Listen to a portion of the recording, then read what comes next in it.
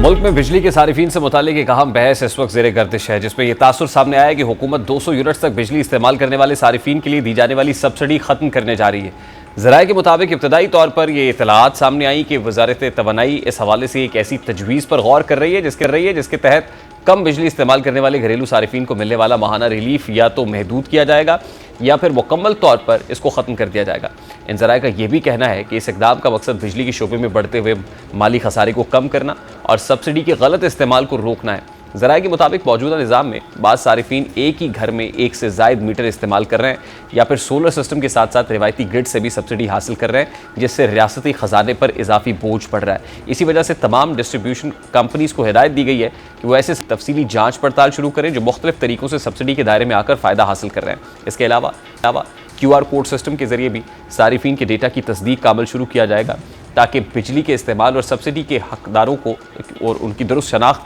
की जा सके। और ज़राए के मुताबिक अगर 200 यूनिट्स तक सब्सिडी ख़त्म की जाती है तो इसके नतीजे में आम घरेलू सारिफीन के बिल्स में नुमाया इजाफा हो सकता है। एक अंदाजे के मुताबिक जो सारिफीन इस वक्त तकरीबन 2000 रुपये माहाना बिल अदा कर रहे हैं, सब्सिडी ख़त्म होने की सूरत में उनका बिल बढ़कर 6 से 7 हज़ार रुपये तक भी जा सकता है। इसी तरह वो सारिफीन जो महदूद आमदनी में गुजारा कर रहे हैं, उनके लिए ये तब्दीली एक बड़ा माली दबाव बन सकती है। लेकिन दिलचस्प बात यह है कि वजारत तवानाई के तर्जुमान ने इन तमाम खबरों की सख्ती से तरदीद करते हुए वाज़ेह किया है कि हुकूमत की ज़ेरे गौर ऐसी कोई तजवीज़ नहीं जिसके तहत 200 यूनिट्स तक बिजली इस्तेमाल करने वाले सारिफीन की सब्सिडी खत्म की जाए, और ना ही एक घर में एक से ज़ायद मीटर होने की बुनियाद पर किसी सारिफ की सब्सिडी रोकने का कोई फैसला किया गया है। वजारत तवानाई के मुताबिक बिजली के बिल्स पर QR कोड सिर्फ एक मालूमाती सहूलत के तौर पर मुतारिफ कराया गया है, जिसका मकसद सारिफीन को उनके बिल, सब्सिडी और इस्तेमाल की तफसीलात तक आसानी फराहम की जा सके ताकि शफाफियत को बेहतर बनाया जा सके और सारिफ खुद ये जान सके कि उसे किस मद में कितना रिलीफ दिया जा रहा है। तर्जुमान ने मज़ीद ये भी वाज़ेह किया है कि अगर किसी घर में मुख्तलिफ हिस्से हैं या भाई अलग अलग यूनिट्स में रिहाइश पजीर हैं